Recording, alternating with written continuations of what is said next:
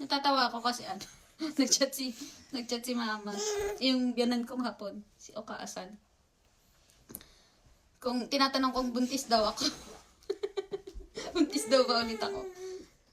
Nagulat ako kasi ano, di naman siya nagpa-Facebook eh. Si Otto Asan pala. Si Papa laging psykin, parang recently. Lagi siya nagre-react sa mga post ko. Sa mga ina-upload ko. Naglalag, nag-heart, ganun. Pati sa mga story ko, ganyan. Ba, himala ah. Active ngayon si Papa sa ano sa Facebook. Madalas kasi sinisend ko lang mga video-video ni Mirai sa group chat namin sa live. Paano ba? Nishish na tiyan to? Nag-chat. Buntis si Pamela talaga? Nagtatanong. Tapos ayun nga, 'di ba sa line nga lang ako nagsisend para ma-update si Okasan sa ano. Pero si Otosan kasi talaga nag-aano siya, nagpe-Facebook siya.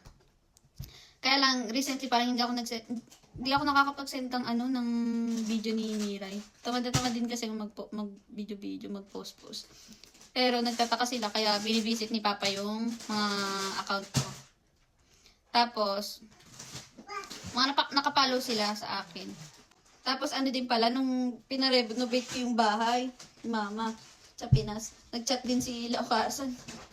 Sabi, napagawa mo ba yung bahay mo? Updated sa Facebook eh. Sabi ko, opo, konting renovation lang po, ganyan. Hindi naman ako buntis. Gusto ko nga mabuntis eh.